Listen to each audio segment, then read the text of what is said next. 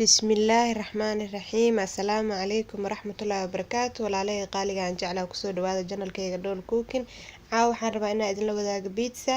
insha Allah pizzana wuxuu ka kooban halkan waxaa inoogu jiro waa bur, hal qaado sokor ah, qaado yar oo cusbo ah iyo hal qaado oo qamiir ah. intaas ayaa inoogu jira halkan insha Allah.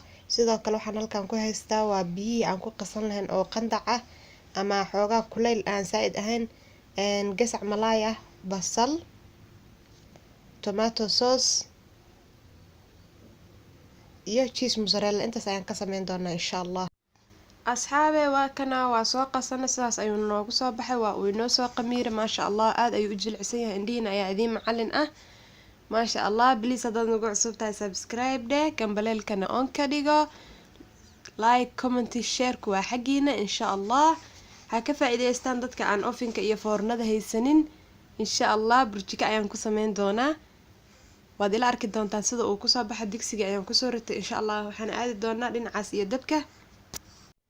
asxaabe waa kana dabkii ayaan soo saaray, qaybta hoose dab ugama soo reebin insha Allah. burjiko maadaama aad ku sameynayso qaybta hoose dab ha uga reebin, waa uu ka gubanayaa. qaybta kore oo kaliya ayaa dab uga shidaysaa. dabka qaybta korena ha noqdo dab kuu qiyaasa insha Allah. ugu dambeyn asxaabey sidaan ayuu noogu soo baxay, aad ayuu u kululyahay waad arkaysaan. haddii aad ka heshay like dheh, la sii wadaag asxaabtaada. soo dhawo ayaa ku leenahay, nala cun maasha Allah.